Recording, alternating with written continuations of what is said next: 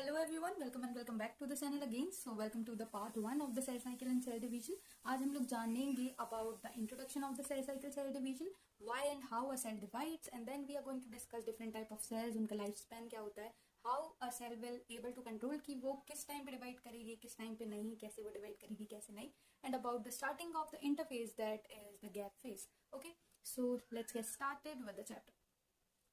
And yes, all these notes are prepared by the lectures of Dr. Rishabh Sharma sir from the PW, and I really thank you to them. So I was revising this chapter and I hope that you will be able to revise it very soon and quickly like me. So mainly starting में हम लोग देखेंगे कि जो अलग अलग sales हैं, चाहे या अलग अलग ऑर्गेनिज्म है, चाहे वो प्रोकैरियोट्स लाइक बैक्टीरिया हो, यूनिसेल्युलर यूकैरियोट्स लाइक अमीबा हो, और either they are multicellular eukaryotes like plants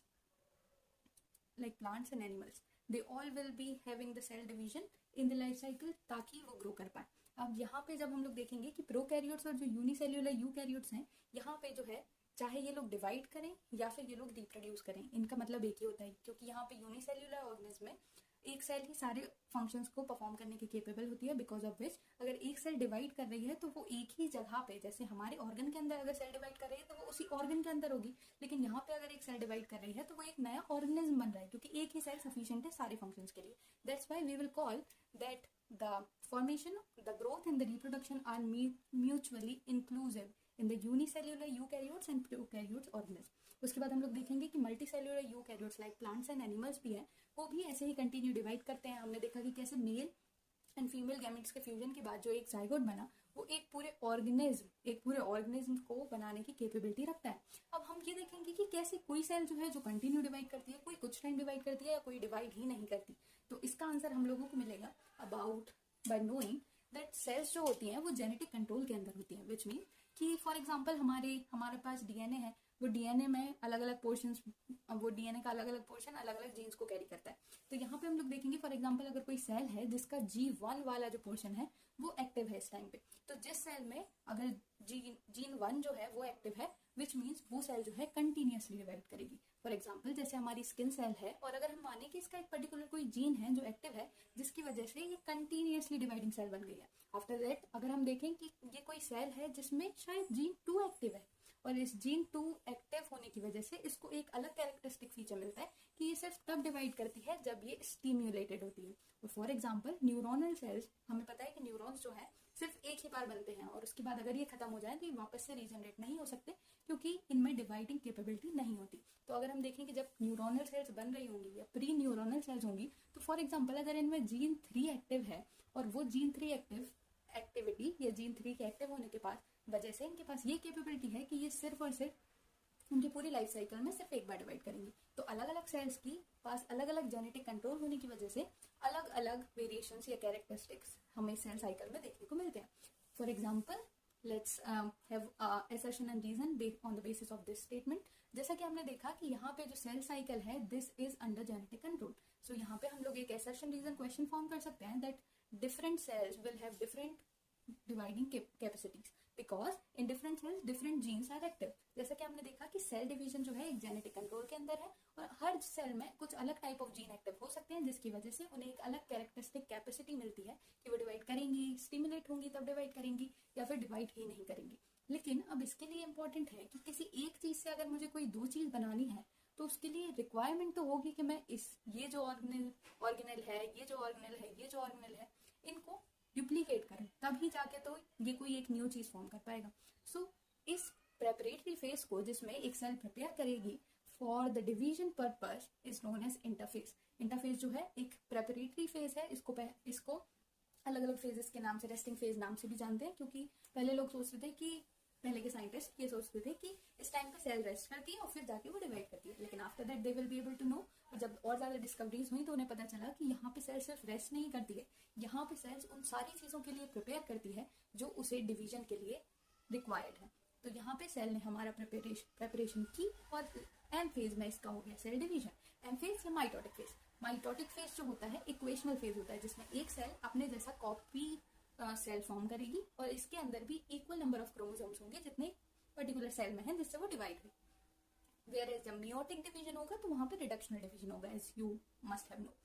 अब उसके बाद हम लोग देखेंगे कि अगर हम मान लें कि ये जो सेल साइकिल है तो इस सेल साइकिल का एक बहुत ही छोटा सा जो सेक्शन है, सिर्फ इतने में एग्जैक्टली डिवीजन होता है, जिसको हम लोग सेल डिवीजन या फिर एमफेज बोलते हैं। वेयर एज जो स्टार्टिंग से लेके एंडिंग तक जो टाइम है ये उसका होता है प्रेपरेटरी फेज या फिर इंटरफेज। तो हम लोग कह सकते हैं कि more than 95% of the total sale cycle is covered by interphase. मतलब कि सेल, अगर कोई ह्यूमन सेल फॉर एग्जांपल अगर 24 घंटे में एक बार डिवाइड होती है, तो उसका पर्टिकुलरली अप्रोक्सीमेटली 23 आवर्स मतलब 95% of the cell cycle will be covered in the preparatory phase. और जो कि 1 घंटा बचा हुआ है सिर्फ उसमें एग्जैक्टली सेल डिवीजन होगा या फिर एम फेज जिसको हम लोग बोलते हैं। After that we will see कि फॉर एग्जाम्पल हमें ये पता होना चाहिए, ये क्वेश्चन बहुत बार पूछा भी गया है, कि जो ईस्ट सेल है ये मल्टीप्लाई करती है 90 मिनट्स में। अगर हम लोग इसकी ड्यूरेशन कैलकुलेट करें कि अगर ये 90 मिनट्स की इसकी टोटल सेल साइकिल है, तो इसमें पर्टिकुलरली इंटरफेज मतलब इस 90 मिनट की सेल साइकिल का 95% इंटरफेज क्या होगा, और इसका जो एम फेज है मतलब कि जो डिवीजन एक्चुअली डिवीजन फेज है वो कितने मिनट का होगा। तो फॉर कैलकुलेटिंग दिस हम लोगों ने 95% को 90 बाय अपॉन 100 को 90 मिनट्स जो कि सेल साइकिल की ड्यूरेशन है उससे मल्टीप्लाई किया। Then we got the answer of 85.5 minute approximately, जो कि हमें 85 टू 86 मिनट का स्पैन मिला।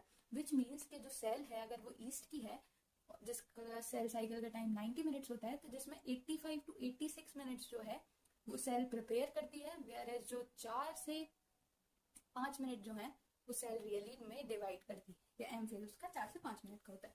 तो दैट लेट्स मूव की सेल डिवीजन आखिर है क्या और कैसे डिवाइड करती है, क्या क्या फेजेस होते हैं, एक्सेट्रा एक्सेट्रा। अब हम लोग देखेंगे कि जो इंटरफेज है इसको हम लोग a phase which is present between two M phase भी जानते हैं। मतलब कि किसी ने पूछा क्या है इंटरफेज, तो सेल एक बार जब डिवाइड कर चुकी होती है तो वो सेल के एक बार डिवाइड करने से लेके उसके नेक्स्ट टाइम डिवाइड करने तक का जो बीच का टाइम है उसको हम लोग इंटरफेज बोलते हैं। इंटरफेज में भी बहुत सारे अलग अलग इंटरवल्स होते हैं। फॉर एग्जांपल मेनली यहाँ पे हमारे 3 एग्जैक्टली फेजेस में या इंटरवल्स में इसको डिवाइड किया गया है। In the NCERT it is given कि एग्जैक्टली कोई एक बाउंड्री नहीं है कि यहाँ से यहाँ तक इतने टाइम में गैप फेज होगा, फिर एस फेज होगा, फिर G2 फेज होगा। ये कोऑर्डिनेटेड एंड सीक्वेंशियल प्रोसेस है, लेकिन ऐसा एग्जैक्टली हम लाइन ड्रॉ नहीं कर सकते कि इतने मिनट में गैप फेज ही हो रहा होगा या एग्जैक्टली इतने में। अप्रोक्सीमेटली टाइम जो है गिवन है, ये कंटिन्यूस प्रोसेस है और एक के बाद तुरंत दूसरी स्टार्ट हो जाती है। इसके लिए मतलब ऐसे एग्जैक्ट हम लोग नहीं बोल सकते। तो जो फर्स्ट है इंटरवल उसको हम लोग गैप फेज बोलते हैं। पहले इसे माना जाता था कि सेल जो है रेस्ट कर रही है इसलिए इसको गैप फेज बोल दिया, लेकिन फिर पता चला कि नहीं यार, इस टाइम पे तो सेल ग्रो करेगी ताकि वो अपने आप को डिवाइड कर पाए, डुप्लीकेट कर पाए, तो इसको गैप फेज या ग्रोथ फेज 1 बोलते हैं। After that S phase, S for आता है हमारा सिंथेसिस। सिंथेसिस मतलब यहाँ पे जो है हमारी बहुत सारी चीजों की सिंथेसिस होगी जो कि रिक्वायर्ड है हमारे सेल डिवीजन के लिए। And the last phase that is G2 gap और ग्रोथ फेज 2।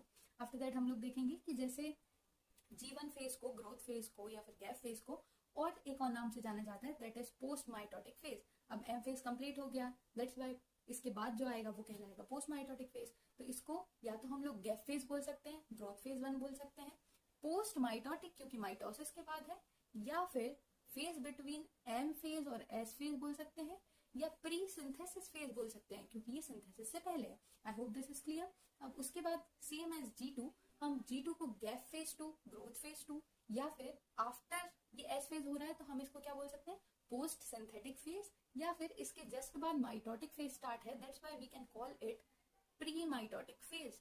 ठीक है, अब इसी को हम लोग एक और नाम दे सकते हैं that it is the phase between synthesis phase to the mitotic phase. ये सारे नाम I hope they are clear. अब इंटरफेज में हमने देखा कि gap phase, synthesis phase and gap 2 phase. इससे पहले कि हम लोग देखें कि गैप फेज या ग्रोथ फेज में क्या होता है, सिंथेसिस फेज को देखते हैं क्योंकि ये सबसे इंटरेस्टिंग है और ये बहुत ही इंपॉर्टेंट रोल प्ले करता है क्योंकि इसकी वजह से ही आगे की सारी फर्दर प्रोसेसेस कंटिन्यू होंगी। तो इंटरफेज में हम लोगों ने देखा कि जो एस फेज है मेनली सेल ग्रो करेगी, ऑर्गेनेल डुप्लीकेट करेंगे, ये सब चीजें गैप फेज में कंप्लीट हो जाएंगी। लेकिन द मोस्ट इंपॉर्टेंट थिंग जो एक सेल का डीएनए है, एक पर्टिकुलरली कोई सेल है उसमें कुछ डीएनए अमाउंट प्रेजेंट है, तो ये डीएनए अमाउंट को डुप्लीकेट होना पड़ेगा तभी जाके तो ये आधा एक सेल में आधा दूसरी सेल में डिवाइड होगा। And for sorry and for this thing and for getting the equal amount of DNA, यहाँ एस फेज में सिंथेसिस ऑफ डीएनए या रेप्लिकेशन ऑफ डीएनए होता है। विच मीन्स कि अगर मेरे पास में कुछ अमाउंट ऑफ डीएनए है एक सेल के पास में तो उस डीएनए में रेप्लिकेशन होगा। अब ये रेप्लिकेशन कैसे होगा ये हम आगे डिटेल में देखेंगे, लेकिन फॉर एग्जांपल के लिए या फॉर रेफरेंस आप ये जान लो कि जैसे ये था एक डीएनए, ये इसने ये यहाँ से ओपन हो गया और यहाँ पे एक अलग डीएनए फॉर्म हो जाएगा, यहाँ पे एक अलग डीएनए फॉर्म हो जाएगा। ये बन गए हैं हमारे 2 डीएनए। धीरे धीरे करके ये अलग हो जाएंगे और इनसे हमें एक अलग की अलग सेल मिल जाएगी, right. So I hope this is clear. तो मेनली सिंथेसिस फेज में हमारा सिंथेसिस ऑफ डीएनए या रेप्लिकेशन ऑफ डीएनए होता है, जो कि न्यूक्लियस के इनसाइड होता है। मतलब कि एक पर्टिकुलर कोई सेल है, उसमें कोई एक रीजन है, यहाँ पे न्यूक्लियस है, इस न्यूक्लियस के अंदर ही डीएनए है, इसी में रेप्लिकेशन होगा और आगे चीजें होंगी। अब जैसे ही डीएनए जो है आ गया है, अब हमें ये बताओ कि जैसे एक सेल के अंदर कुछ डीएनए है, अब ये जो ऐसे रहेगा इतना ज्यादा वाइड फैला हुआ, तो ये डिवाइड कैसे होगा, या ये उलझ जाएगा ना, तो ये सेपरेट आउट कैसे होगा। तो इसको थोड़ा सा रेस्ट्रिक्ट करने के लिए या इसको थोड़ा सा शेप में लाने के लिए, ताकि इसको सुलझा के थोड़ा अच्छे से हम कंसोलिडेट कर पाए, इसलिए जस्ट डीएनए की सिंथेसिस के बाद में हमें हिस्टोन प्रोटीन सिंथेसिस करना बहुत ज्यादा जरूरी है। क्यों? क्योंकि जैसे अगर हमने बनाया कि ये रहा हमारा DNA, let's draw it like 1 minute, like if we consider कि हमारे पास में ये डीएनए है, ये रही हमारी सेल, ये रहा इसका डीएनए। अगर ये डीएनए जो है ऐसे करके ये भी आ जाएगा, ये भी आ जाएगा, तो ऐसे तो बहुत सारी दिक्कत हो जाएगी। सो फॉर दिस कि हमारा जो डीएनए है वो ऐसे ना फैल के एक अच्छे खासे अमाउंट में अच्छे से प्रेजेंट हो, इस कंडेंसेशन के लिए हमें कुछ प्रोटीन्स की जरूरत होती है। एंड इन प्रोटीन्स को, जो कि सेल को इकट्ठा करके कंसोलिडेट कर पाए और इसको उलझने से बचा पाए, इन प्रोटीन्स को हम लोग हिस्टोन प्रोटीन्स बोलते हैं। तो जस्ट हम लोगों ने देखा, तो देखो जब हमें रीजन पता होंगे ना तो हम भूलेंगे नहीं। तो सबसे पहले हमें चाहिए कि ताकि सेल इक्वली डिवाइड कर पाए, क्योंकि हमने तो देखा कि सभी चीजें जेनेटिक कंट्रोल के अंदर होती है, तो जीन्स का होना बहुत ज्यादा जरूरी है। दैट्स व्हाई डीएनए का रेप्लिकेट होना सबसे ज्यादा जरूरी है। तो सिंथेसिस फेज सबसे ज्यादा जरूरी है। सिंथेसिस फेज में फर्स्ट चीज जो होगी वो होगी डीएनए का रेप्लिकेशन। उसके बाद अब ऐसे उलझा उलझा डीएनए रहेगा तो वो अच्छा नहीं लगेगा और वो सेपरेट आउट भी नहीं हो पाएगा। That's why we will be needing some kind of we will be needing some kind of proteins, जिनको कि हम लोग हिस्टोन प्रोटीन बोलते हैं। ये हिस्टोन प्रोटीन जो है यही beads on the string structure देखते हैं, अगर आपने सुना हो ये वर्ड तो ये जो हिस्टोन प्रोटीन्स हैं ये ही इंपॉर्टेंट हैं ये डिसाइड करने के लिए, ताकि सेल जो है सेपरेट आउट रहे और कंडेंसेट हो पाए, तभी जाके ये हिस्टोन प्रोटीन्स इकट्ठे होते हैं। फिर इन्हीं में और ज्यादा कंडेंसेशन होता है, क्रोमेटिन और ज्यादा कंडेंस होती जाती है और इसी से क्रोमोसोम्स फॉर्म होंगे आगे, जो कि हम लोग देखेंगे। एंड उसके बाद जो तीसरी सिंथेसिस है ये होती है हमारी डिप्लीकेशन ऑफ सेंट्रोसोम या सेंट्रियोल इनसाइड द साइटोप्लाज्म। अब ये वाला जो टॉपिक है थोड़ा सा लेंदी है, तो इसको हम लोग एग्जैक्टली जब सेंट्रोमियर या सेंट्रियोल को डिस्कस करेंगे तब I will be telling you कि सेंट्रोसोम और सेंट्रोमियर क्या होता है। बस ये याद रखो, जैसे कि जिस टाइम पे सेल जो है डिस्कवर हुई थी उस टाइम पे पहले माइक्रोस्कोपिक चीजें जो थी, पहले लाइट माइक्रोस्कोप आया था। तो जब लाइट माइक्रोस्कोप में साइंटिस्ट ने जब लाइट माइक्रोस्कोप में चीजों को देखना, लाइट माइक्रोस्कोप से देखने के बाद साइंटिस्ट को पता चला कि जैसे उन्होंने लाइट माइक्रोस्कोप से देखा तो डिवाइडिंग सेल के पास में कुछ ऐसे shining shining star like structures थे। तो उनको पता चला कि ये जो स्टार लाइक स्ट्रक्चर हैं, क्योंकि ये अच्छे दिख रहे थे और थोड़ी शाइनिंग दिख रहे थे, इसलिए इनको एस्ट्रल फाइबर्स, एस्ट्रल रेज, आपने नाम सुना होगा, ये सारी चीजों से इनका कनेक्शन है। ओके, तो ये सारी चीजें हम लोग एग्जैक्टली जब इस टॉपिक को सेंट्रोसोम या सेंट्रियोल को पढ़ेंगे उस time we will be discussing about this. अब इसके बाद हम लोग बात करते हैं, हमने देखा कि सबसे पहले सिंथेसिस फेज में डीएनए रेप्लिकेशन, उसके बाद हमने देखा डीएनए को कंसोलिडेट करने के लिए हिस्टोन प्रोटीन सिंथेसिस, और थर्डली द सेंट्रियोल डुप्लीकेशन, क्योंकि वो सेंट्रियोल जब तक डुप्लीकेट नहीं होगा तब तक उसमें से स्पिंडल फाइबर्स फॉर्म नहीं होंगे, स्पिंडल फाइबर्स फॉर्म नहीं होंगे तब तक वो क्रोमोसोम से अटैच नहीं होंगे, अटैच नहीं होंगे तब तक वो डिटैच नहीं होंगे और एक सेल में इक्वल हाफ्स कैसे जाएंगे। अब उसके बाद हम लोग बात करते हैं गैप 1 फेज की और गैप 2 फेज की। तो यहाँ पे जो है ये हमारा है एस फेज। एस फेज से पहले जो हुआ या फिर एम फेज के बाद में जो हुआ, इसको हम लोग बोलते हैं post mitotic phase, because M phase के बाद है। प्री रेप्लिकेशन फेज, क्योंकि सिंथेसिस फेज के या डीएनए रेप्लिकेटरी फेज के बाद का है, इसलिए हम इसको बोलेंगे प्री रेप्लिकेशन फेज। अब इस टाइम पे क्या होगा, सबसे पहले होगा preparation of enzymes which are required for replication. अब हमको पता है कि एस फेज में अगर हमको रेप्लिकेट करवाना है तो उससे रिलेटेड जो भी एंजाइम है, जैसे डीएनए बहुत ही ज्यादा ऐसे कंडेंस्ड फॉर्म में है, अब डीएनए को जो है अलग अलग करेंगे। डीएनए की जो स्ट्रैंड थी, हमने देखा कि एक जो ऐसी वाली स्ट्रैंड है, इसी को ऐसे खोलना है हमको, है ना, जिससे कि दूसरा आ पाए। वो खोलना है तो उसको एक दूसरे से, ये तो वापस से पास में आ जाएंगी, तो वो भी नहीं होने देना। तो इसके लिए बहुत सारी एंजाइम्स की जरूरत होती है। हमें हेलिकेज की जरूरत है, हमें एसएसबीज की जरूरत है जो इसको कंडेंसेट ना होने दे, वापस में पास नहीं आने दे। हमें लाइगेज की जरूरत है ताकि जो होने के बाद, रेप्लिकेट होने के बाद, वो दूसरे स्ट्रैंड को जो न्यू फॉर्म हो रहा है उससे उसको अटैच कर पाए। ऐसे बहुत सारी चीजों की जरूरत है। तो जो गैप फेज है इसमें preparation of enzymes which are required for application. उसके बाद बात आती है duplication of maximum cell organelles. अब हमको मेनली तो सेल डिवाइड करनी है, हर एक सेल के पास में पर्टिकुलर ऑर्गेनेल्स होना चाहिए जो उनको रिक्वायर्ड है। तो यहाँ पे मैक्सिमम सारे सेल ऑर्गेनेल्स डिवाइड हो जाते हैं एक्सेप्ट 2-3 ऑर्गेनेल्स, जो कि है हमारे माइटोकॉन्ड्रिया, जो कि है हमारे प्लास्टिड्स या क्लोरोप्लास्ट, एंड थर्डली जो कि है हमारे कौन है बताइए, जो कि है हमारी गोल्गी बॉडीज। ओके, तो हमने देखा कि सबसे पहले आया पोस्ट माइटोटिक या प्री सिंथेसिस फेज। यहाँ पे मेनली 2 चीजें हो रही हैं, एक एंजाइम की सिंथेसिस और दूसरी डिप्लीकेशन ऑफ मैक्सिमम सेल ऑर्गेनेल्स। इसके बाद आया हमारा सिंथेसिस फेज, जहाँ पे डीएनए, हिस्टोन और सेंट्रोसोम का डिप्लीकेशन हुआ, सिंथेसिस हुआ। उसके बाद गैप 2 फेज को हम लोग बोलेंगे, क्योंकि ये पोस्ट रेप्लिकेटरी फेज है। इसके बाद जस्ट एम फेज स्टार्ट होगा, तो प्री माइटोटिक फेज है। और इसी को, इसमें जो पहले पुराने ऑर्गेनिज्म, सारे ऑर्गेनिज्म का रेप्लिकेशन हो गया था, बस कुछ ऑर्गेनिल्स बचे थे, इनको बोलेंगे माइटोकॉन्ड्रिया, क्लोरोप्लास्ट और गोल्गी बॉडी। वो इस टाइम पे फुल्ली सिंथेसाइज होती है, डुप्लीकेट होती है। इसके बाद यहाँ पे एक और चीज है, tubulin protein synthesis. Tubulin protein वो प्रोटीन है जो कि हमारे मेनली जो एस्ट्रल फाइबर्स या सेंट्रोसोम, सेंट्रोमियर हम लोग फॉर्म करने वाले हैं, उनको फॉर्म करेंगी। प्लस ये सिर्फ एस्ट्रल रेज, एस्ट्रल फाइबर्स ही नहीं, ये ट्यूबुलिन प्रोटीन ही है जो कि मेनली सिंथेसिस करेंगी हमारी स्पिंडल फाइबर्स की। ये स्पिंडल फाइबर्स क्रोमोसोम से अटैच होंगी और ये फिर क्रोमोसोम से डिटैच होने में और सेल को डिवाइड होने में हेल्प करेंगे। तो यहाँ पे ट्यूबुलिन प्रोटीन सिंथेसिस होना जरूरी है, तभी जाके एम फेज में फर्दर इससे और ज्यादा चीजें सिंथेसिस होंगी, सिंथेसाइज होंगी, स्पिंडल फाइबर का फॉर्मेशन होगा। अब इसके बाद हम लोग देख रहे हैं आगे कि कैसे कैसे क्या क्या होगा। तो हमने देखा कि जैसे फॉर एग्जाम्पल अगर हमारे पास में कुछ अमाउंट ऑफ डीएनए प्रेजेंट है सेल के अंदर, इसको मैंने ऐसे ड्रॉ किया है जिसमें आपको क्रोमोसोम लाइक स्ट्रक्चर दिख रहा है, जस्ट बिकॉज कि हमको पता चल पाए कि ये डीएनए है, जबकि ये ऐसे ही गुड़ी मुड़ी फॉर्म्स में रहते हैं। ये क्रोमोसोम कब अपीयर होंगे, जब ये एम फेज में एंटर होगी, और उसमें भी स्टार्टिंग में जब प्रोफेज आएगा उस टाइम पे कंडेंसेट होने स्टार्ट होंगे। तो यहाँ पे हमने बस इसको ड्रॉ किया है ताकि हम लोग डिफरेंशिएट कर पाए कि ये था हमारे पास एक सेल, G1 फेज के बाद में एस में सेम टू सेम, अगर ये थी तो ये सिंथेसाइज हो गई, ये थी तो ये सिंथेसाइज हो गई। ऐसे हमको नहीं दिखेंगे। आई वापस से रिपीट कि अगर ये था तो सिंथेसाइज होके ये डबल हो गया, सिंथेसाइज होके ये इसका डुप्लीकेट होके डबल हो गया, है ना। उसके बाद हम लोग देखेंगे एस फेज हो गया, एस फेज के बाद में सिंथेसाइज हो गया हमारा डीएनए। अब जो कि मैं आपको बता रही थी, ये रहा वो सारा स्ट्रक्चर, कि ये रहा हमारा डीएनए वाला, राइट। डीएनए जो है ये रहे हमारे हिस्टोन प्रोटीन्स, बहुत छोटा, ये 4 ये रहे, 4 इनके पीछे प्रेजेंट है ना। तो ये टोटल मिला के कितने हो गए हमारे पास में 8, तो इसको बोलते हैं हिस्टोन ऑक्टेमर। अब जैसे कि हमको पता है डीएनए, डीऑक्सीराइबोन्यूक्लिक एसिड, डीएनए जो है एसिड है, एसिड के पास क्या होता है H+ आयंस, H+ आयंस ये डोनेट कर देंगे, तो इनके पास क्या बचेगा, नेगेटिव चार्जेस। एसिड जो होता है H+ डोनेट करेगा, H+ डोनेट कर देगा जब ये सारा, तो इसके पास में नेगेटिव चार्जेस हो जाएंगे, करेक्ट। ओके, जो हमारा हिस्टोन है ये है हमारे पास में प्रोटीन बेसेस, ये जो है H+ को कैरी कर लेगा, H+ को गेन कर लेगा, इसलिए इसके पास में हो जाएंगे +H वाले।